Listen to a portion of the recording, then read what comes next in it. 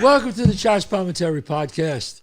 We got a great show today, but before I do that, I want to remind you I'm doing the United States tour. I'm starting on the East Coast and going to the Midwest. I'll be in Texas, I'll be in LA, I'll be all over. If you want to find out where, you just go to chazzpalminteri.net. You can see my one-man show, A Bronx Tale.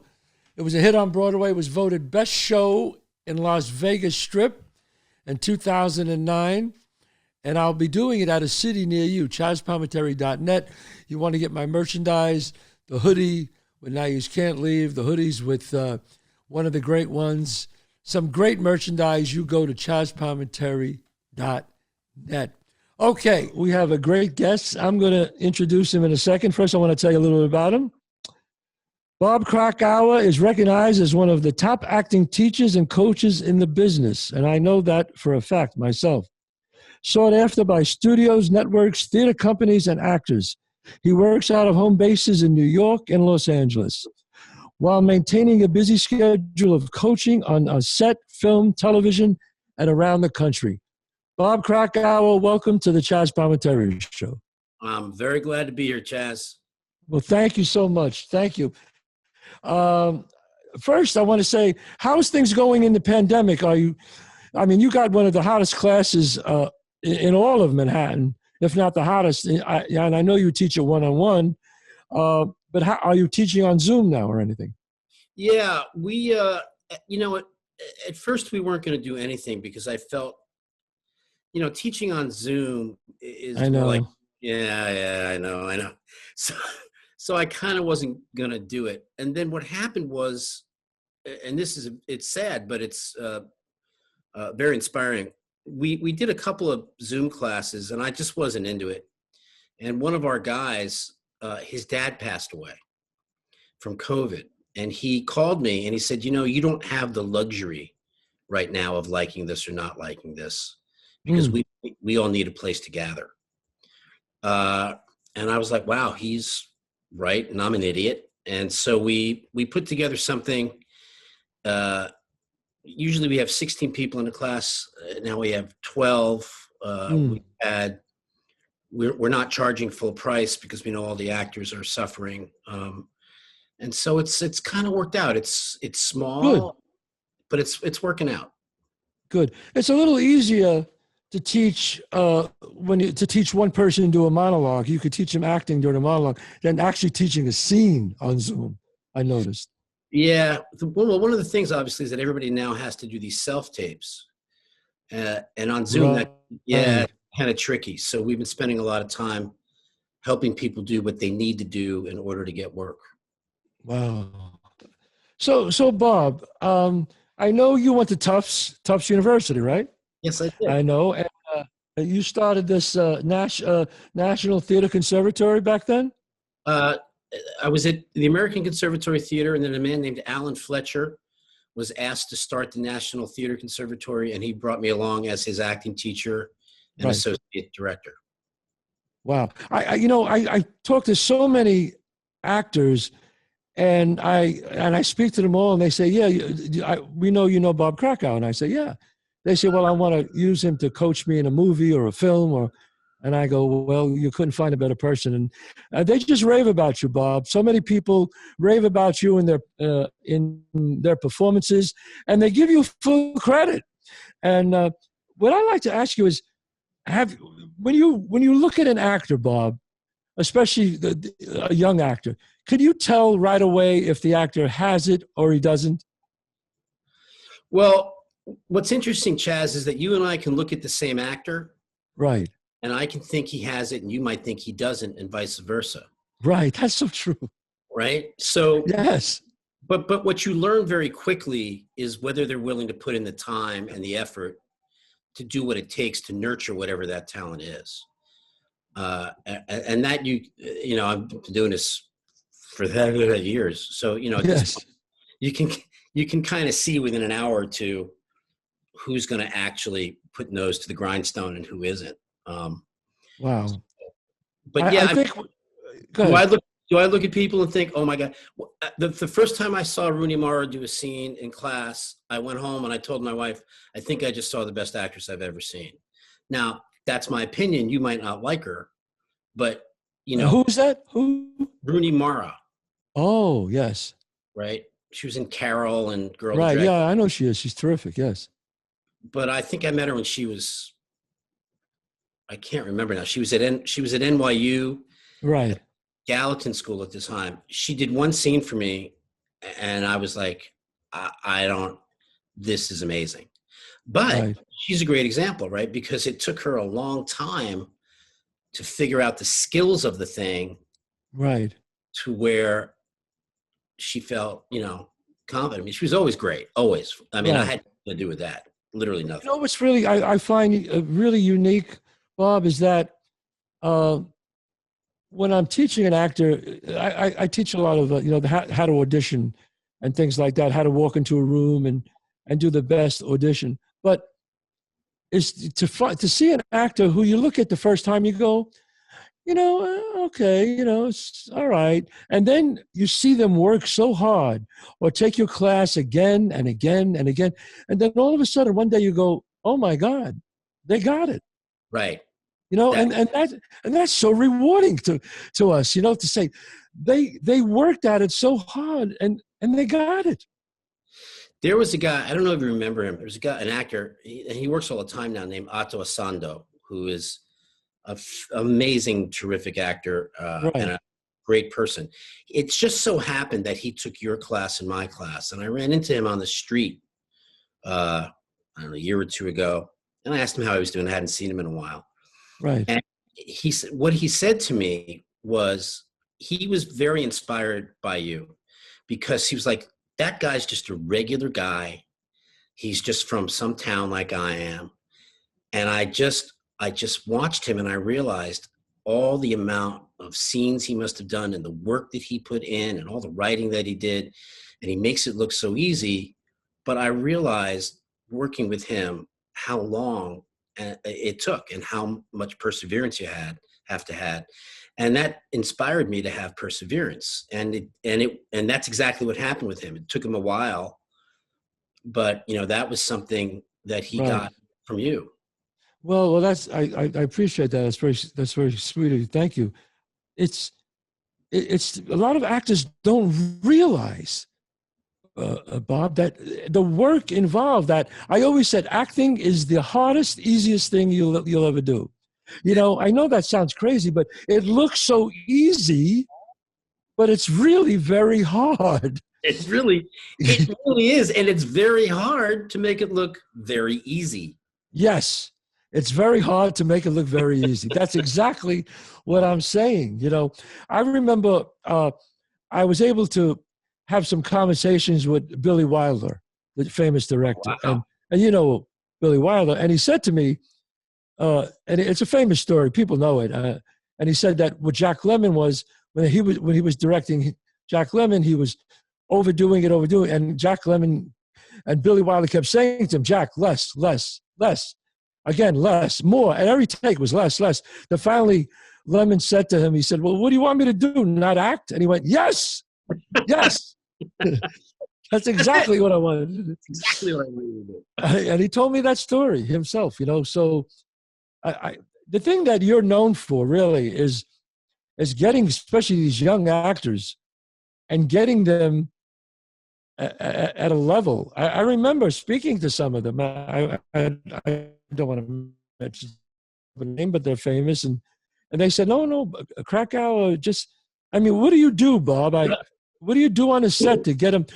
You get them relaxed, and I don't know. I guess it's just your technique and your way about you that you do it. We're very story driven, right? Right. So, for example, when I work on set, the first person I'll talk to is the director and say, Right. tell me what you need out of this scene so that we're all on the same page. Right. Until you get to the place where your numbers 1, 2, 3, 4 on the call sheet, where you can start to make certain decisions, perhaps for yourself, or change certain things. A lot of the folks, especially the younger folks, are doing co-stars or guest stars or recurrings, and they have to. Part of their worth is the ability to fit into the story, right? Right. And so we basically spent a lot of time working with them, not as actors, but as filmmakers, right? We want them to know what I really want them to know what the gaffer does, or the camera person does, or the DP does, or to come on set and where to look and to find where the camera is, find marks. But when I'm working with people, I try to get everybody involved to agree on the story. And then it's actually remarkably easy because everybody's pulling in the same direction. Right. You run into trouble, as I know you know, when everybody insists egotistically on their own thing. Yeah. It becomes a bit of a Yes. problem. But especially in those, again, with those co-stars and guest stars and recurrings, which is where people start to build their careers and resumes. You want to, and you've directed, so if you have somebody who comes in and you look at them and you go, oh God, what a relief, that person just gets it. Right. Chances that you'll call them back are greater than if they're absolutely terrific, but there's nothing you can do with them. So yes. So So that's basically what you're saying is being right for the part means a lot. it means a lot. Right. It means I've been doing this long enough that some of our folks now have started directing. Some of the actors have started directing. Right. And I hear the same thing from them all the time because, of course, as actors, when they don't get parts, they're upset and they complain. But they start to direct. Like a couple of our folks are directing right now on 1-hour shows, and they say, Right. you see these auditions, they're all really good. Yes. All really good. It's just that, it becomes like things like, well, we have 3 blonde people in the show.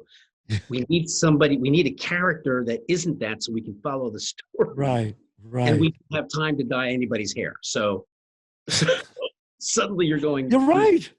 Right. Right. And you know what? And I hope the actors out there are listening to this and listening to one of the top people in the industry saying this, that sometimes, a lot of times, the best actor in the audition doesn't get the part. No, that's absolutely correct. So, but you go home thinking, oh my God, I didn't get a call back. I must have sucked. No. Right? No. That's right. It's an amazing false equivalency. And it really, like, if you actually thought about it or watched the process unfold in front of you for a day, you would realize what a false equivalency it is. Yes. So all you can do, listen, I tell my folks the same thing. Do you like to act? Then do that. Enjoy that. Yes. Wherever you are, wherever anybody wants you to do it. And then you have to let the chips fall where they will. Right. Because, Chazz, you remind me of my brother. You're in. Chazz, you remind me of my brother. You're out. I don't like my brother. I mean, what are you going to do? You're right. Do you know that I went to network for a pilot many years ago, before Bronx Tale and everything, and it was the last 2 guys, and I was perfect. I mean, look, I sound like a real actor, but I was perfect for that. And I know I was better than that guy. He was good, but I know I was more perfect for it, and I didn't get it. And I forgot about it, as always. I moved on to other, kept auditioning. And then a year or 2 later, I ran into the producer at a nightclub. And I said, oh, hi. And then he said, yeah, you came in for my show. And I said, oh, great, yeah. And he looked at me and he said, gee, I'm sorry. You didn't. I said, no. I said, are you kidding? That's all right. He goes, you know why you didn't get that? I said, no. Why didn't I get it? He said, because I swear to God, the creator of the show, I won't say who it is, said that you reminded him of the man who stole his wife, his ex-wife. Imagine that. But that's what I'm saying. Yes. That's as true a story as you're ever going to hear. Because that's what happens sometimes. And he said it. And so I tell people that don't worry. Just keep, it's a numbers game, right, Bob? Right. Just keep doing your thing. Just keep doing your thing. I mean, what advice would you give to young actors out there? You know, I'm sure, Bob, they come over to you and they say, you know, Mr. Krakower, what advice could you give a young actor? What do you think would usually the first thing you say? Uh, Stop trying to be different, because there isn't now, there never was, and there will never be anybody like you. You're it. You're authentic. You're original. There's nobody like you. So lean into that. Lean into what you have to offer as a person, as somebody with experience on the planet, and use that as the material for the roles that you want to play. Because when you try to be like everybody else, what happens is everybody just ends up looking like they're acting, right? Right. So that's the first thing. The second thing is, it doesn't happen overnight, and often when it does, it lasts about as long. You know what I mean? Sure. It's like you're an overnight sensation, and then we haven't heard from you in years. You know, because Right. times, especially in that 18 to 22, it's very, very, very tricky, right? Because you can be in something and it can be a big deal, but then you're back on the pavement again. And unless you can have like short-term memory loss and let the thing go and Right. on, but if you keep comparing it to what you just had, you end up in a kind of an emotional hole. Yes. Yeah. I think that's excellent advice to especially the young actors out there. Sometimes, like Bob said, you get into a movie or a show, and the show is the star. You have to realize that, okay?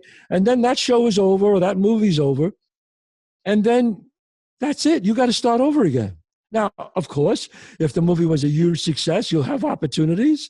But if some of those opportunities fail, sometimes you have to start over again. And I think what Bob is saying is that you have to have the mental fortitude to just keep on going, no matter, there is no point where you go, okay, I don't have to do anything anymore. I'm there. No, it doesn't work that way. No, it It just doesn't work. doesn't work that way. Right. No, you're absolutely right, Bob. I always tell people that, Matt Damon tells a great story about winning the Academy Award for Good Will Hunting. I think he was 27 and they wrote it right. for him.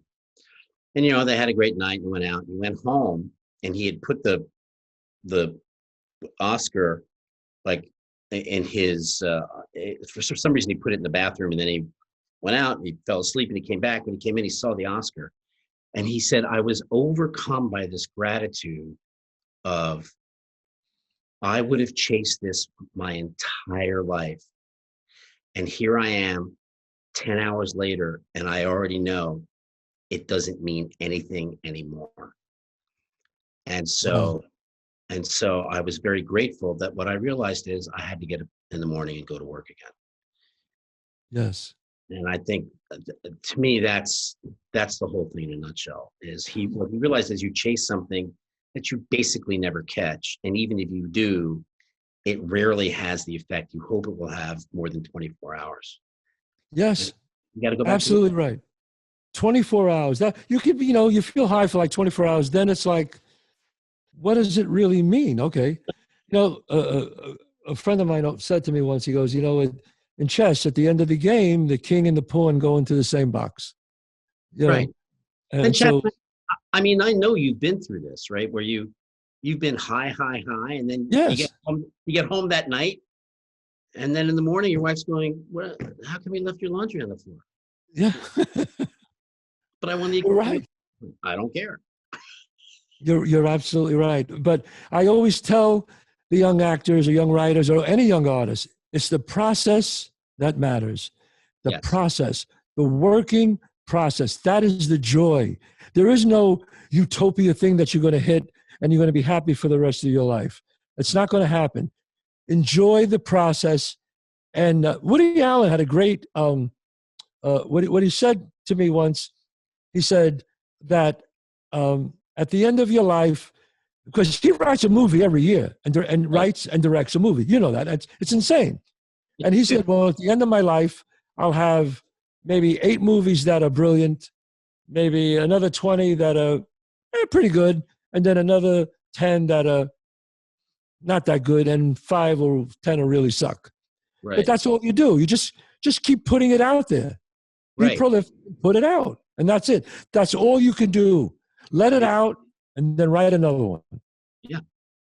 And if you enjoy that process, I mean, that's, you asked me earlier, like, what are the things we try to teach people? You know, we try to teach them that they're colleagues. They're not marionettes, but if they want to be a colleague, you have to understand what other folks are doing.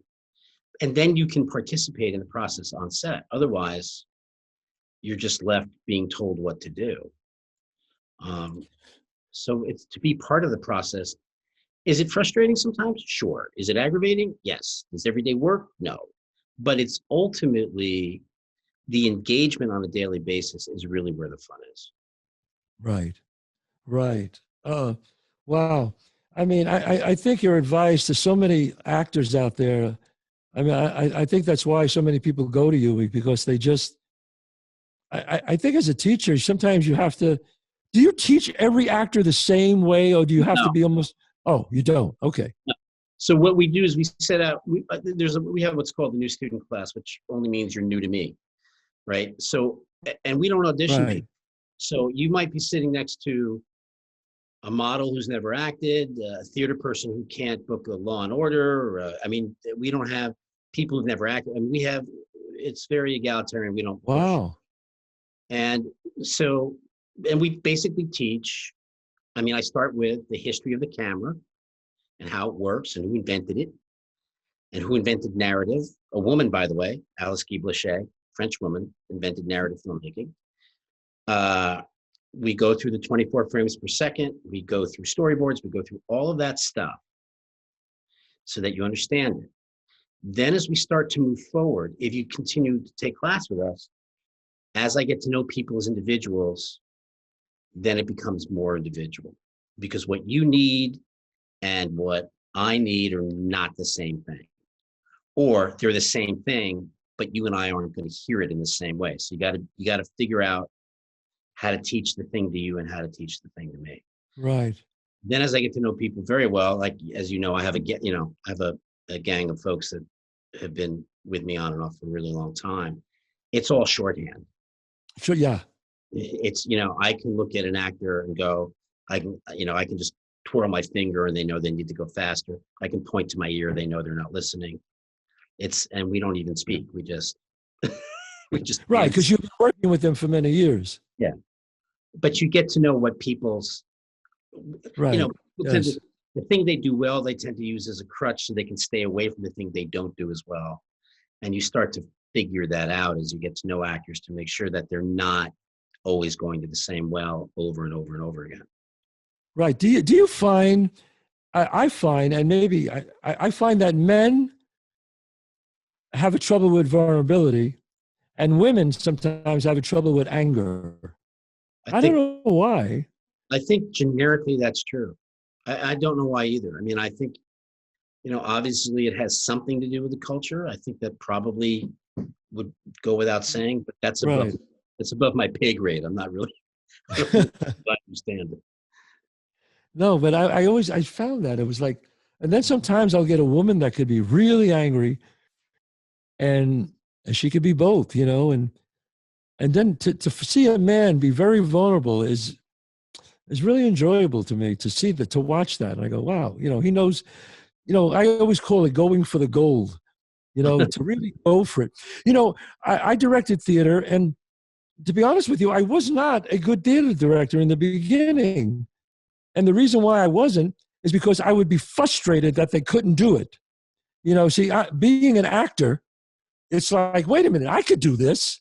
Why can't you do it? I didn't say that to the person, obviously, but I would say, no, it's like this. It's like the intention is, watch, let me do it. I'll show you.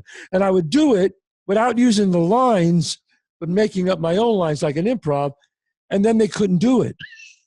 And actually they got worse. I made them worse. And I realized when a very smart director told me, Chazz, you cannot do that. Everybody has a different level of learning. And then once I learned that, then I became a good theater director. But in the beginning, it wasn't. The other thing is, Chad, like I started in theater and then I moved over to film and TV. And every once in a blue moon, the folks who knew me from way back when will ask me to direct a play. and I find I can't do it anymore because because what happens to me is, on set, it's a very immediate experience, and we're done, Yes. and we're done. We're That's it, done. right? So you have to be prepared for today, and if you're not, it's a big problem. Right. The folks in theater are like, they've got 3 weeks or whatever it is, and they're in no real hurry. And I actually, the last time I directed a play, we were doing the table read, and I suddenly thought to myself, oh dear Lord, I'm going to have to watch and listen to this thing every day for 3 weeks, and I'm going to lose time, and I'm going to have to wait. I have to wait, and I have to direct, and I know those things. But if we were shooting this on set right now, I'd be done by the evening. Right. Wow. No, that's so true. Theater is, I mean, I love theater. It's so hard, but it's painful. And that's why you got to. I learned one thing about the theater. You must cast the best actors available for theater. You must. Yes, because in theater, they have to do it 8 times a week for a year. Right. Right. Like Adele might be the greatest singer of her generation, but she's already had 3 vocal surgeries. So I don't think she's going to last your run. She's not going to make it, even though she, right? You got to find the best actor. You got to find somebody who can, I mean, you know this from the Bronx Talent stage. You got to find people that can do it night after night after night after night. And so you need the most highly skilled and the best actors, the most skilled actors you can find, because otherwise the other folks aren't going to make it through the run. They're just not. That's so true. That's so true. You know, my daughter, Gabriella, she studies at the University of Michigan. She's in the theater department there. Yeah, she got into Michigan, and that's we're very excited by that. You know, they only took like 12 girls in the whole country, but I remember them talking. I remember when I went to, if their parents went, and that's what he was saying, the dean, that we teach them to be athletes. We teach them to do 7 shows a week, 8 shows a week. And I never forgot when he was saying that to me. And I said, yeah, I could see that, you know? Yeah. It was it's like you said, theater is, I call theater the aerobics of acting. You know, it's like hard work. And I don't think I can do it anymore. I just don't think I can do it. Oh, yeah. Oh, I have a question for you that one of my producers here asked. He said, how do you deal with an actor with an ego, like a toxic ego? Like, usually by trying to draw out what they're insecure about. Right. A toxic ego, which often presents itself in trying to control other actors and or sabotaging all those things. My experience is, my experience is they're afraid of something. And so I know you hit it right on the head, Bob. Right. And then once you draw that out, I mean, that's the way to do it. Yeah, you can sort of get them to focus on. Could you repeat that one more, Bob? Could you repeat that one more time? We were breaking up there for a second. Sure. You were asking about dealing with actors with toxic egos. Right. In my experience, that's basically a cover for an insecurity, and the toxicity comes out either with trying to control other actors or sabotage a situation, or sabotage other people, or making sure they're better than everybody else. But in the end, it's because they're afraid of something. And so you try to draw out what they're afraid of, which tends to lower their temperature a great deal. And then you just try to get them to focus on building confidence where they need their confidence built. And they basically tend to leave everybody else alone. Wow. Yeah, I think that's excellent. You're much better at that than I am. I just say, okay, buddy. But you're absolutely correct. That is the right way. It's really amazing how so many people have different approaches. But I studied with a lot of different people. Yeah. And I always said that studying is like a religion. It all leads to one God. It leads to God. Chazz, who did you study with that really made an impression on you? Well, obviously there were 3 people. Very first was Michael Shurtleff. Michael Shurtleff in the 70s. in my opinion, wrote the very best book on acting ever written, called Uh, go ahead. What was it called? it's called Audition. That's all. Audition. But One of the best. the I go to that book all the time. I teach some of my students things from that class. it's the best. And It's fantastic. he did, and of course, and Lee Strasberg, oh my God, Ernie Martin, who taught at the studio too. Right. I remember Ernie Martin, but I remember those. I would say those three, where the bells really went off in my head. Where I went, I And see. and when you're teaching, you occasionally have moments of like, oh my God, that's what they meant. Yes. Or, yeah. Yes. And I go back to my teaching, but I remember a thing that I think it was Michael who said it to me, Michael Sherlock, who said, it really just comes down to three things, especially in auditioning, is that you have to, it's relaxation, Right. know your lines, and listen to the other actor. Really, that's it. Of course, we have the other things about knowing your character and all that, but in auditioning, you don't have time for that. And that's how my teaching auditioning is different than teaching scene study. Two different things, like you do, So it's just fascinating. I find it fascinating, and I know. And when will you be teaching back at one-on-one? Do you know? Well, I at this point, we're going to be on Zoom easily through June. I don't see it. Oh, wow. Okay. Because I can't do it, Chazz. I can't ask somebody to come back, and especially when you're doing camera work, because it's so close. Oh, that's true. That's right. I can't create the separation in a room. Right. That would make it safe for everybody. So right. I don't ask people to pay money and sit in a mask and sit in a situation that makes them feel a little unsafe. Because again, we're like this. Right. Yes. So yeah, we're gonna be on Zoom. You're absolutely right. Right. I did want to mention that. I do want to mention that Bob Krakower does, when the country does come back, does teach at one-on-one. Well, actually, and we got to give Mark. What's that? When this is done, we're gonna move into our own space. Oh, you are? Yeah. Fantastic. Yeah, we decided over time that the time had come, to try to control the environment a little bit more. Well, I wish you much success in that. And you got to come back on the show when that happens. Oh, absolutely. But you know how it is. I mean, if you come off an elevator in a building where there are a lot of actors, right, I'm sure you have a hard time getting from the elevator to your room. So we just want to, we've had several offers over the years to, turn this into a big thing. And my feeling has always been, I've looked around at people who've tried to grow their business, and and I've talked to Larry Moss and Leslie Kahn, who are two of the finest teachers around. Right. And, the problem with expanding is it turns into a business, and I'm just not built that way. So we actually, every time somebody says to us, hey, make it big, we immediately go, okay, how can we make it smaller? How can we make it more intimate? Right. And I know that's frustrating in some ways, but I think it's one of the reasons that a lot of our gang work together, and they work together over time, and they work together over years. Right.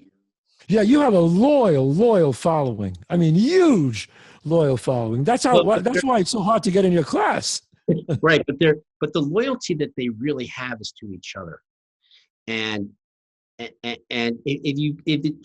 it flips over into a business where I have to run ads, or I have to hire a teacher to pay for this or that, my concern has always been that community feeling that we've always had would get diluted. Right. And I'd rather do that and make less money than make more money and watch it all dissipate. Well, you know what? That's a real that is a nice thing to say, but that's because you care about the work. And I've always said the work is the most important thing. Absolutely. Before anything. Well, Bob Krakower, thank you so much for being on our show. We greatly appreciate it. And when you start your new studio, you've got to come back. We'll give a big shout out for that, because anybody that is privileged enough to study with you, and you might not get into class, guys, right away, but you keep on trying. But it's my hat's off to you. Chazz, can I just get in the lick before I go? Oh, sure. Go ahead. You and I have had the glorious opportunity over the last several years to work with the Manhattan Film Institute. Yes. Which has turned into something we never imagined. And it's the same idea. A lot of the Manhattan Film Institute people, it's 2 weeks every summer, right? North Fork of Long Island. You've been such a big part of it. You've been such an inspiration there. You have been so important to the growth of that group that, was started by our friend Tony Spiridakis. And it's as you know, it's 25 actors and 25 directors making 25 movies in 10 days, right? Short movies. But the ability to learn from you and from Joe Pantoliano, and from Tony Goldwyn, the incredibly talented Wendy McKenna,